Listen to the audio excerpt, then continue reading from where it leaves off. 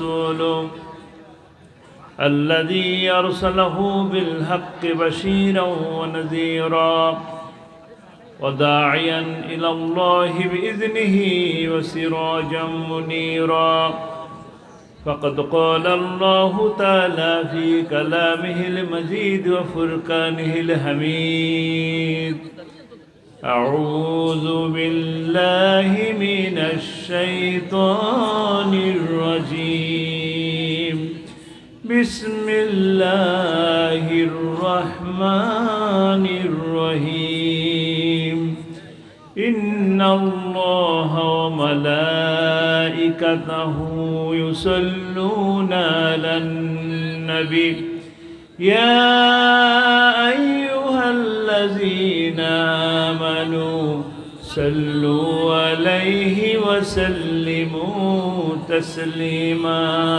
اللهم صل على سيدنا مولانا محمد وعلى آل سيدنا مولانا محمد মোহাব্বতের সাথে আমরা সবাই পড়ি আল্লাহুম্মা সাল্লি আলা সাইয়্যিদিনা মাওলানা মুহাম্মদ ওয়া আলা আলি সাইয়্যিদিনা মাওলানা মুহাম্মদ বালাগাল উলা বিকামালিহি كشف الدجى بجماله حسنت جميع خصاله صلوا عليه وآله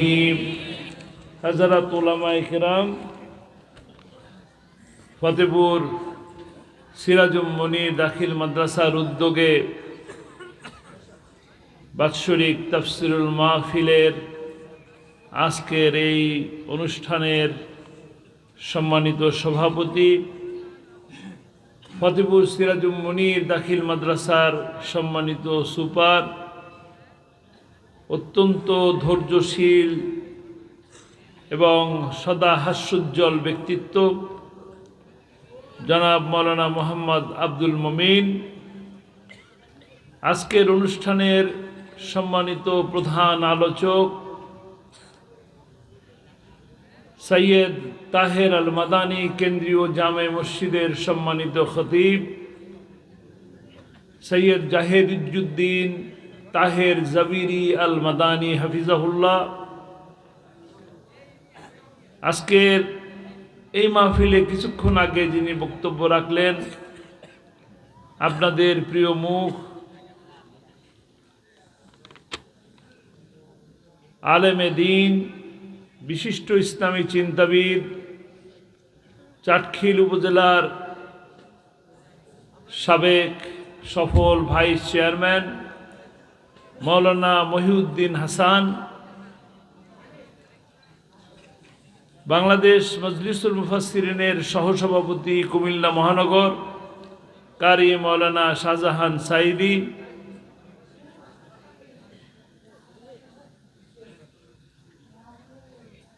উপস্থিত আছেন চাটখিল পৌরসভার সাবেক মেয়র, সফল মেয়র, তিনবার নির্বাচিত মেয়র জনাব মোস্তফা কামাল, মঞ্চে উপবিষ্ট নেতৃবৃন্দ, আলেম ওলামাগণ, সামনে মিডিয়ার সুপ্রিয় বন্ধুগণ, প্রশাসনের কর্মকর্তাবৃন্দ, প্যান্ডেলের নিচে দূর দূরান্ত থেকে আগত কিশোর, তরুণ, যুবক, মুরব্বিয়ান ভাইয়েরা, পর্দার আড়ালে শ্রদ্ধেয়া মা ও বোনেরা, মাইকের আওয়াজ যে পর্যন্ত যাচ্ছে যারা শুনছেন তাদের সকলকে আমার তরফ থেকে জানাচ্ছি আসসালামু আলাইকুম ওয়া রাহমাতুল্লাহি ওয়া বারাকাতুহু।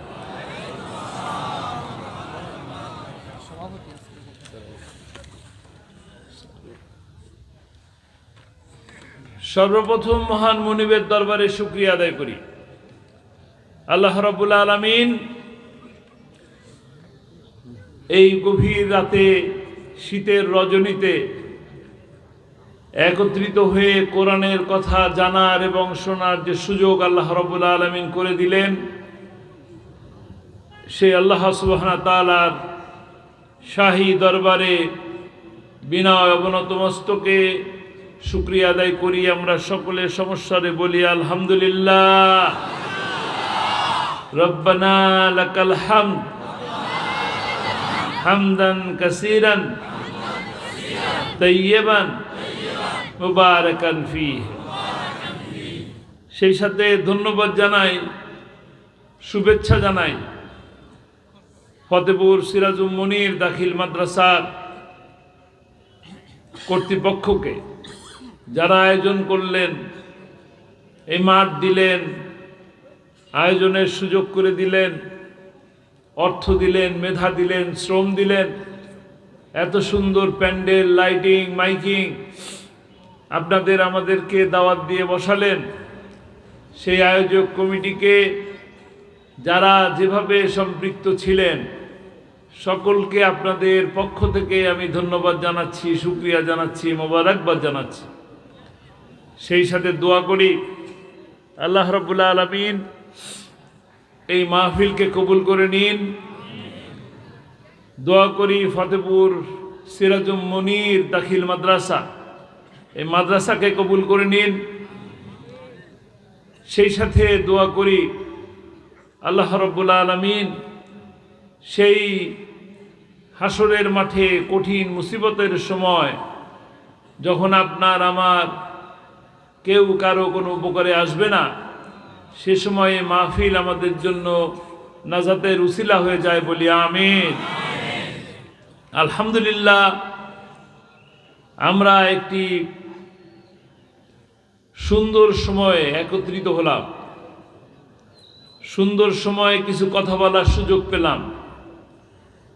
কিছুদিন আগেও আমাদের এরকম ভাবে বলে 5 জন 10 জন একত্রে বসে কথা বলার কোনো সুযোগ ছিল না, কিন্তু আল্লাহ রাব্বুল আলামিন আমাদেরকে দয়া করে, মায়া করে, করুণা করে একটি সুন্দর সময় আমাদের জন্য দান করেছেন। কেউ যদি মনে করি যে এটা আমার অবদান, কেউ যদি মনে করে এটা আমরা করেছি, এটা ভুল হবে। কে দিয়েছেন? মুসিবত যেমন এসেছিল, তেমনি সুদিন কে দিয়েছে? আল্লাহ দিয়েছে। আমরা দীর্ঘ 16 বছর বিপদের মধ্যে ছিলাম, ভালো ছিলাম না। অতীতের কথা যদি বলি, তাহলে দেখবেন সেই 1971 সাল, যখন বাংলাদেশ পাকিস্তানের সাথে একত্রিত হয়েছিলাম, তখন বাংলাদেশের মানুষ হিসাবে আমরা, আমাদের মুরব্বীরা বৈষম্যের শিকার হয়েছে। আমরা আমাদের অধিকার পাই নাই, ন্যায় বিচার পাই নাই। ফলে আন্দোলন হয়েছে, এক সময় যুদ্ধ হয়েছে। যুদ্ধের পরে আমরা 55,500 বর্গমাইল নিয়ে বললাম আলহামদুলিল্লাহ, ভালো আছি। কিছুদিন যেতে না যেতেই যাদের নেতৃত্বে এই দেশ স্বাধীন হলো, তারা খুন হলেন, পরিবার সহ খুন হয়ে গেলেন, নিহত হয়ে গেলেন। সিপাহী বিপ্লব হলো, আর একটি সরকার আসলো। সেই সরকারও বেশি দিন থাকতে পারলেন না, তাকেও নির্মমভাবে হত্যা করা হলো। এরপরে আর এক রাজা আসলেন, 9 বছর দেশকে শাসন করলেন, 10 বছরের সাজা নিয়ে বিদায় নিলেন। আবার এক সরকার আসলো আন্দোলনের পর। সেই সরকার কিছুদিন থাকলো, বললাম ভালো আছি, আবার বললাম ভালো নাই, অধিকার পাচ্ছি না, বিচার পাচ্ছি না, ন্যায় বিচার পাচ্ছি না, ইনসাফ পাচ্ছি না। আবার আন্দোলন হলো, আবার আসলো আর একটা সরকার। সেই সরকারও কিছুদিন থাকতে না থাকতে বললাম ভালো আছি, আবার দেখলাম ভালো নাই, আবার আন্দোলন, আবার জ্বালাও পোড়াও, তারপরে আবার 4 দলীয় জোট সরকার। কিছুদিন তারাও ভালো থাকলো, আমরাও ভালো থাকলাম। বিরোধী দলে যারা ছিলেন তারা ঢাকায় লগি বৈঠা ডাকলেন। লগি বৈঠা দিয়ে দিনের আলোয় প্রকাশ্য দিবালোকে 11 জন মানুষকে হত্যা করে নৃত্য করল। ফলশ্রুতিতে কি হলো? আবার আর একটি সরকার আসলো অল্প সময়ের জন্য। অল্প সময়ের জন্য সরকার আসার পরে তারাই আবার ক্ষমতায় আসলেন। 16টি বছর আমাদেরকে নির্যাতন, নিপীড়ন, মামলা, হামলা। এখানে অসংখ্য মানুষ আছে যে মানুষগুলো নিজের বাড়িতে থাকতে পারে নাই,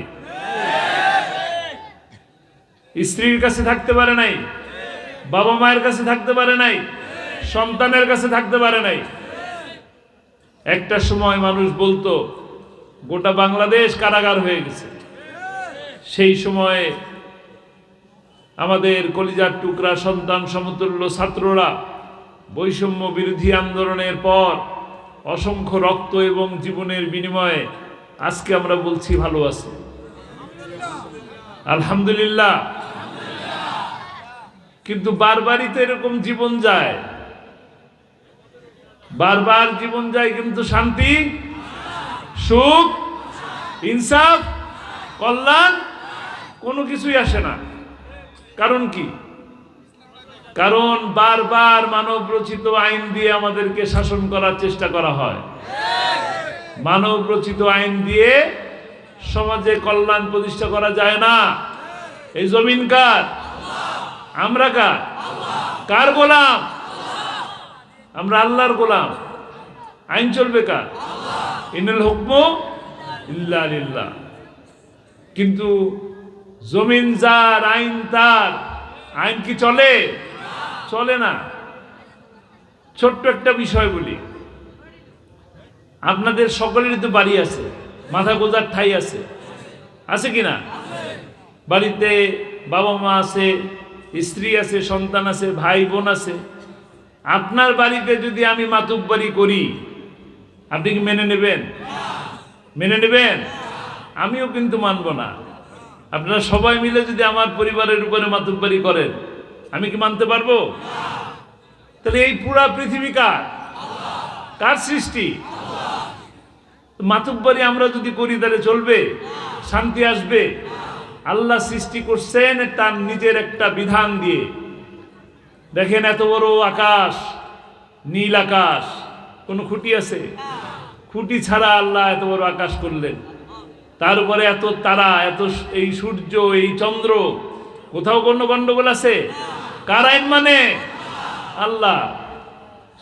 সমুদ্রের নিচে আমরা দেখতে পাই না, কিন্তু মাঝে মাঝে টিভি চ্যানেলে বিভিন্ন জিনিস দেখায়। অসংখ্য মৎস্য প্রাণী আছে, আছে কিনা? সুন্দর মতন চলছে? মারামারি হয়, গন্ডগোল হয়? কে চালায়?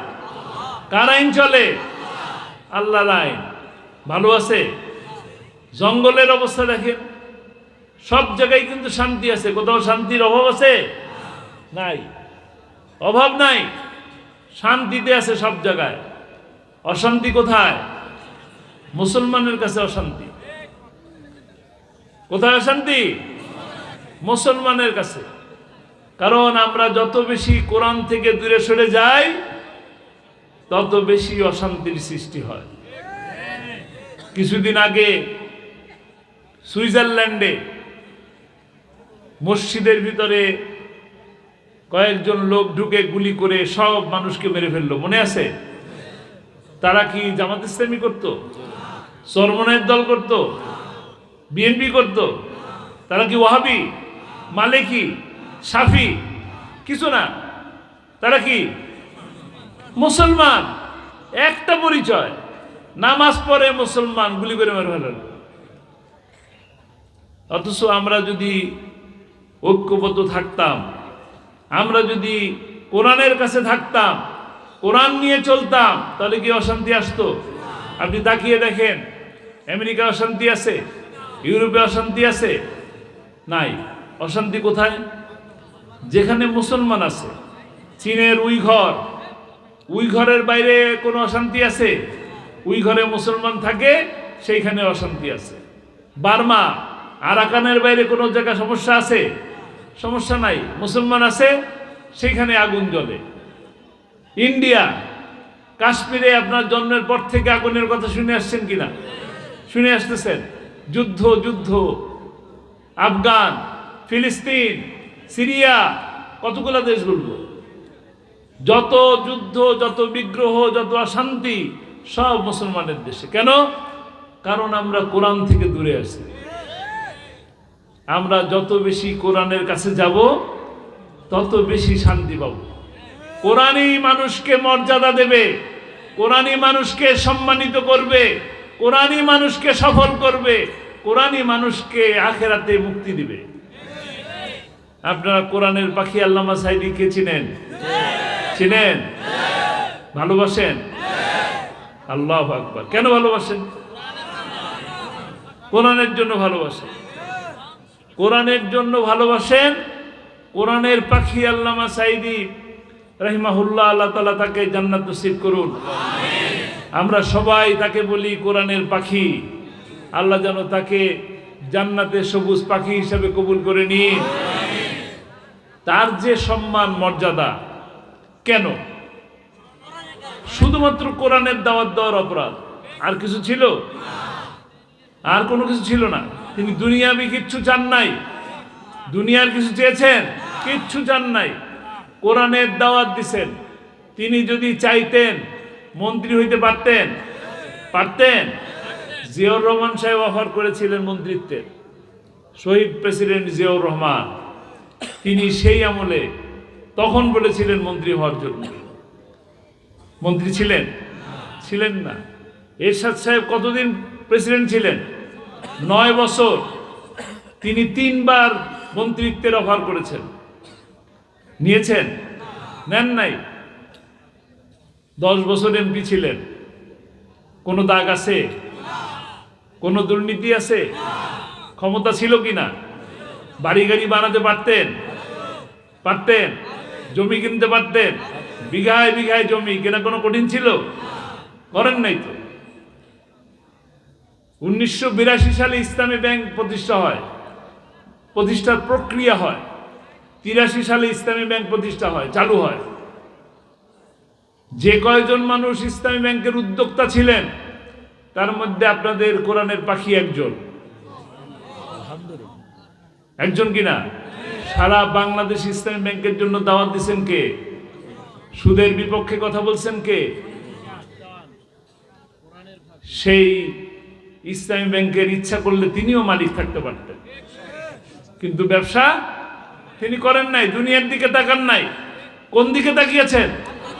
আল্লাহর খুশির জন্য, আল্লাহর রাজির জন্য, আল্লাহর সন্তুষ্টির জন্য জীবনকে বিলিয়ে দিয়েছেন। মাহফিলের মধ্যে বলতেন না, আমি শহীদি মৃত্যু চাই? শহীদি মৃত্যু চাইতেন তো?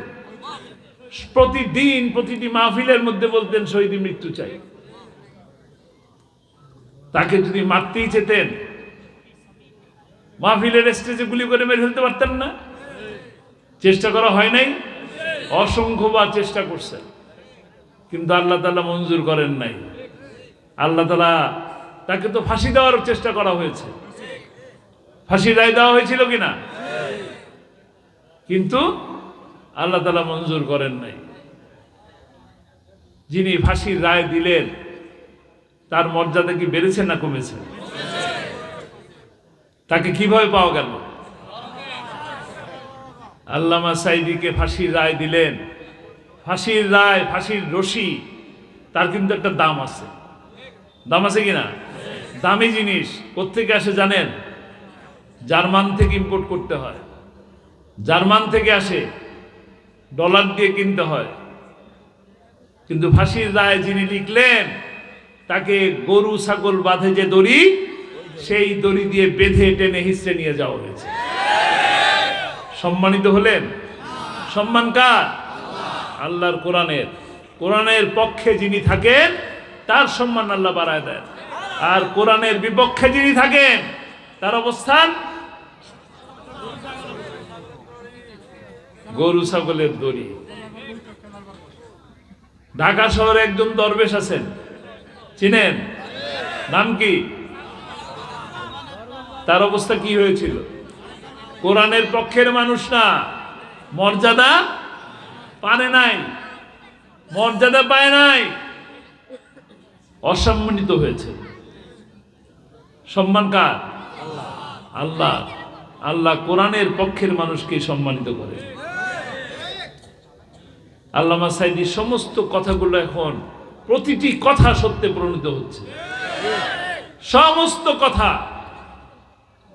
তিনি একবার বললেন, আমাদেরকে বলো মৌলবাদী, আমরা হলাম মৌলবাদী, তোমরা আগাবাদী। যদি বাড়াবাড়ি করো 12 কোটি মুসলমান গোড়া ধরে নাড়া দেব। কোথায় পৌঁছাবে? দিল্লি যে পৌঁছাইলো, এই কথাটা ওই সময় কেমনে বললেন? ওরা তো দিল্লি না বললে অন্য কথা বলতে পারতেন। তিনিও তো দিল্লি না যায় অন্য জায়গায় যেতে পারতেন। আশ্রয় কোথায় মিলেছে? ভারতের দালাল কোথায় গেছে? দিল্লি। মর্যাদা কার? কোরআনের মর্যাদা। কোরআন যে মাসে নাজিল হয়েছে, মর্যাদাবান মাস, সম্মানিত মাস, রমজান মাস, রহমতের মাস, বরকতের মাস, নাজাতের মাস। যে রাতে কোরআন নাজিল হয়েছে, 1000 রাতের থেকে শ্রেষ্ঠ রাত, কদরের রাত। মর্যাদা কার? কোরআনের। আমরা একইভাবে, আপনি আমি, আমরা সকলে একই রকম মর্যাদা এবং সম্মান অর্জন করতে পারি, একই রকম। কারণ মর্যাদা দেন কে? আল্লাহ। ওই এক আল্লাহকে খুশি করার জন্য যদি আমরা কোরআনকে বোঝার চেষ্টা করি, কোরআনের দাওয়াত যদি মানুষের কাছে দেই, কোরআনকে মানার যদি চেষ্টা করি, কোরআন দিয়ে যদি নিজের জীবন, নিজের পরিবারকে গঠন করার চেষ্টা করি, তবে একইভাবে আপনিও আল্লামা সাঈদীর মতন সম্মানিত হবেন, মর্যাদাবান হবেন, সফল হবেন এবং আখিরাতের মুক্তিও ইনশাআল্লাহ পাওয়া যাবে। ঠিক কিনা? ঠিক? জোরে বলেন ঠিক কিনা? ঠিক। তা আমরা সফল হতে চাই, সফল হতে চাই। আমাদের দেশে, সারা বিশ্বে আমরা যে পরীক্ষা দিই, ক্লাসের পরীক্ষা, দাখিল পরীক্ষা, আলিম পরীক্ষা, ফাজিল পরীক্ষা, কামিল পরীক্ষা, দাওরার পরীক্ষা, যত পরীক্ষা দেই, যদি ফেল করি আরেকবার পরীক্ষা দেওয়ার সুযোগ আছে, দ্বিতীয়বার, তৃতীয়বার আবারও দেওয়ার সুযোগ আছে। কিন্তু আমরা যে দুনিয়ায় আসলাম আর চলে যাব, আখেরাতে যে পরীক্ষা, এই যে দিনের, যে কয়েকদিন পৃথিবীতে আছি, এই কয়েকদিনের যে সামান, এটা যদি নিয়ে যেতে ব্যর্থ হই, আর একবার আসে, এখানে সামান নেওয়ার সুযোগ আছে? আছে? ফেল করলে আর একবার পাস পরীক্ষা দেওয়ার কোনো সুযোগ নাই। বুঝি আমরা সবাই, সবাই দুনিয়া থেকে চলে যাব, জানি আমরা। কুল্লু নাফসিন, সবাই জানি, মুখস্থ। কিন্তু আমাদের অনেক সাহস নাকি? মরতে হবে জেনেও দুনিয়ার প্রতি এত মায়া, এত মহব্বত, শেয়ার বাজার লুট করে ফেলি, বাংলাদেশ ব্যাংক ডাকাতি করি, চিকিৎসা কাজ ধ্বংস করি, বিচার বিভাগ শেষ করে দেই। ভয় লাগে না? ভয় করব কাকে? কিন্তু ভয় আসে না। ভয় আনা দরকার। কাকে ভয় করব? কাকে? আরো জোরে বলেন, কাকে ভয় করব? আল্লাহকে ভয় করি। সারা দুনিয়ার মানুষকে ভয় করে কোনো লাভ হবে না। এক আল্লাহকে ভয় করি, দুনিয়ার মানুষ আমাকে ভয় করবে। সারা দুনিয়ার মানুষকে খুশি করে আল্লাহ বেজার, লাভ হবে? লাভ হবে না। আর সারা দুনিয়ার মানুষ বেজার, আল্লাহ খুশি, লাভ আছে? সফল। আর কিছু লাগবে না। কিছু লাগবে? কিছুই লাগবে না। আল্লাহ দয়াবান, মায়াবান, করুণাময়, অসীম ক্ষমতার মালিক। আমরা সেই আল্লাহকে খুশি করার জন্য, রাজি করার জন্য, সন্তুষ্ট করার জন্য চেষ্টা করি। সফল হওয়া জরুরি না। কোরআনের রাজ প্রতিষ্ঠার জন্য আল্লামা সাঈদীর দাওয়াত দিয়েছেন, তিনি কি সফল হয়েছেন? কোরআনের রাজ প্রতিষ্ঠা করতে পারেন নাই, কোরআনের আইন প্রতিষ্ঠা করতে পারেন নাই, সফল হন নাই। কিন্তু ইহজগতের এই সফলতা কেউ চান নাই, পরজগতের আল্লাহর সফলতা চেয়েছেন। আল্লাহ খুশি, তাহলেই যথেষ্ট। সফল হওয়া জরুরি না, চেষ্টা করা জরুরি। চেষ্টা করলাম কি না এটা সব থেকে বেশি জরুরি। আল্লাহ তাআলা আমাদেরকে তৌফিক দান করুন, কোরআনের কর্মী হিসাবে কাজ করার তৌফিক দান করুন। আমরা আল্লামা সাঈদীকে ভালোবাসি শুধু মুখে মুখে নাকি অন্তর দিয়ে? মানুষ যে ভালোবাসে আমরা জানি, কারণ এই নোয়াখালীর মানুষও তার ফাঁসির রায়ের বিরুদ্ধে জীবন দিয়েছে। আপনাকে সেই জীবন, সেই রক্ত, সেই জীবনকে বৃথা যেতে দিবেন? আল্লামা সাঈদী তিনি জেলখানায় বন্দী, 13 বছর বন্দী অবস্থায় থাকলেন। 13 বছর পর যখন তারা বুঝলো ক্ষমতায় আর থাকা যাবে না, পালিয়ে যেতে হবে, তাকে জেলখানা থেকে হাসপাতালে নিয়ে আসা হলো। কি বলে? হার্ট অ্যাটাকের কথা বলে। হার্ট অ্যাটাকের একজন রোগী এইভাবে সুন্দর করে সকলকে সালাম দিতে পারে? সম্ভব? হার্ট অ্যাটাকের একজন রোগী তিনি কি হুইল চেয়ারে বসেন নাকি স্ট্রেচারে শুয়ে থাকেন? হার্ট অ্যাটাকের রোগী কি এইভাবে বলতে পারে আলহামদুলিল্লাহ ভালো আছি? বলতে পারেন? তাহলে কি তিনি সুস্থ ছিলেন? তার পরের দিন আপনারা ফেসবুকে দেখেছেন হাসপাতালের বিছানায় বসে আছেন, টুপি মাথায়, পাঞ্জাবি পরা, কালো রঙের পাঞ্জাবি। দেখেছেন? সুস্থ ছিলেন, হাসতেছেন। তাহলে তার মৃত্যুটা কি স্বাভাবিক মৃত্যু ছিল? তাকে কি করা হয়েছে? হত্যা করা হয়েছে। প্রতিশোধ নেবেন? প্রতিশোধ নেবেন? কারা কারা প্রতিশোধ নেবেন?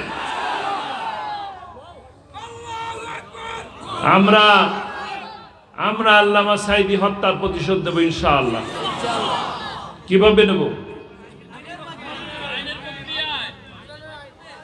আমরা আল্লামা সাঈদীর স্বপ্ন পূরণের মাধ্যমে প্রতিশোধ দেব ইনশাআল্লাহ। তার স্বপ্ন কি ছিল? কোরআনের রাজ প্রতিষ্ঠা হোক, এই দৃশ্য দেখে যেন আমার মৃত্যু হয়। তিনি চলে গেছেন, তিনি দুনিয়ায় সফল। আল্লাহ তাআলা সফল হিসেবে কবুল করুন। কিন্তু তার স্বপ্নকে যদি আমরা পূরণ করতে পারি, তবে যে হত্যা হয়েছে সেই হত্যার প্রতিশোধ নেওয়া হবে। রাজি আছি আমরা ইনশাআল্লাহ। কিভাবে আমরা এই স্বপ্ন পূরণ করব? এই যে কয়জন আসলাম, এই যে হাজার হাজার মানুষ, এই কয়জন মিলেই কি কোরআনের রাজ প্রতিষ্ঠা করা সম্ভব হবে? কি করতে হবে? আরো দাওয়াত দিতে হবে। কোরআনের দাওয়াত আরো মানুষের কাছে পৌঁছাতে হবে।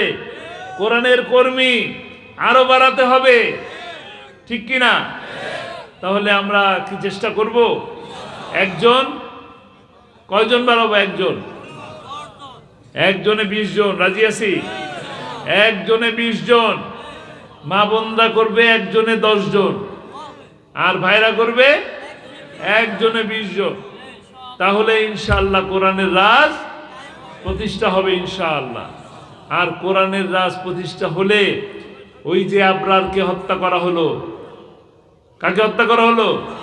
মেধাবী ছাত্র আবরার ফজরের নামাজ পড়ার অপরাধে দরজা আটকায়া হাতুড়ি দিয়া গিরায় গিরায় পিটায় পিটায় হত্যা করছে। এর বিচার পাবো কিনা? যে মানুষগুলোকে রাজপথে প্রতিটি লাইট কারেন্ট অফ করে দিয়ে আলেম ওলামাদেরকে পাখির মতন গুলি করে হত্যা করা হলো, বিচার পাবো? তখন সেই বিচার পাবো ইনশাআল্লাহ। ইনসাফ প্রতিষ্ঠা হবে, কল্যাণ প্রতিষ্ঠা হবে, শ্রমিকের মর্যাদা পাবে, নারীরা ধর্ষিত হবে না ইনশাআল্লাহ। নারীরা নারীদের মর্যাদা পাবে। কোরআনের শাসন আসলে সকলের জন্য শান্তি। মুসলমানের জন্য? কার জন্য? শুধু মুসলমানের জন্য? হিন্দুরা শান্তি পাবে না? খ্রিস্টানরা পাবে না? আল্লাহ দয়াবান। আপনার পাশ জমিতে যে বৃষ্টি দেন, আপনি আমি মুসলমান, আপনার পাশের জমিকার, তিনি কি বৃষ্টি পান? আল্লাহ দেন কি না? সমহারে দেন। তাহলে আল্লাহর আইন তো সকলের জন্য সমান থাকবে, শান্তি সকলের জন্য সমান পাবে। আমাদের এই কথাগুলো আমাদের এই ভাইদেরকে বোঝাতে হবে, তবেই এই দেশে শান্তি আসবে ইনশাআল্লাহ। আমাদেরকে চোখ রাঙাবেন না। আমরা তাদেরকে বলতে চাই, আপনারা আমাদেরকে নিয়ে ষড়যন্ত্র করবেন না, চট করে আসার চিন্তা করবেন না।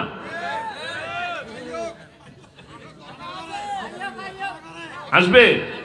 আচ্ছা আসেন, তাহলে বলি আসেন, খেলা হবে, হবে ইনশাআল্লাহ, খেলা হবে। খেলা শুরু হওয়ার আগেই তো পালায় গেছে। আল্লামা সাইদি বলছিলেন, এমন দিন আসবে ইন্দুরের গর্ত বাবানা পালাবার জন্য। ইন্দুরের গর্তে পালাইছে, যদি আসে কি করবেন? গর্তের সামনে একটা বিড়াল রেখে দেবেন। ইন্দুর ধরার জন্য বিড়াল খুব ভালো, নাকি? ইনশাআল্লাহ। আল্লাহ তাআলা আমাদের সকলকে তৌফিক দান করুন। ছোট্ট একটি কথা, হিংসা বিদ্বেষ প্রতিশোধ নয়।